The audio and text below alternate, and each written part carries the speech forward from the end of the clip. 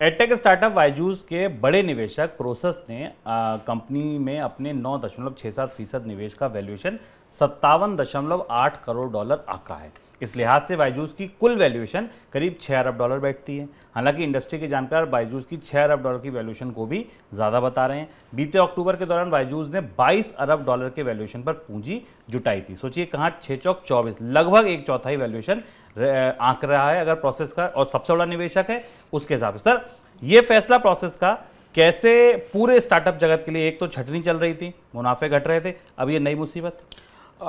बड़े निवेशक भारत के स्टार्टअप्स के वैल्यूएशन पर गहरे सवाल उठा रहे हैं। प्रोसेस का ये फैसला ये बताता है कि दो तरह से इसको हम समझ सकते हैं। पहला तो ये कि एडटेक सेक्टर और फिनटेक सेक्टर जो पिछले 2 साल की सबसे बड़ी कहानियां थी और बायजूस जिसको लीड कर रही थी, उसके वैल्यूएशन में इतनी तेज गिरावट आई, जैसा आपको बताया शुभम ने कि $22 बिलियन से $6 बिलियन के आसपास आ गया। और ये वैल्यूएशन जब सबसे बड़े निवेशक मान रहे हैं तो इसका मतलब ये है कि इसका सीधा असर बाकी भी अन्य एजुकेशन टेक्नोलॉजी या ऑनलाइन एजुकेशन देने वाली कंपनियों पर पड़ेगा। और जब भारत की सबसे बड़ी या फ्लैग बेरर कंपनी का वैल्यूएशन इतना कम हो सकता है तो आप कल्पना कर सकते हैं कि बाकी कंपनियों के वैल्यूएशन की स्थिति क्या होगी।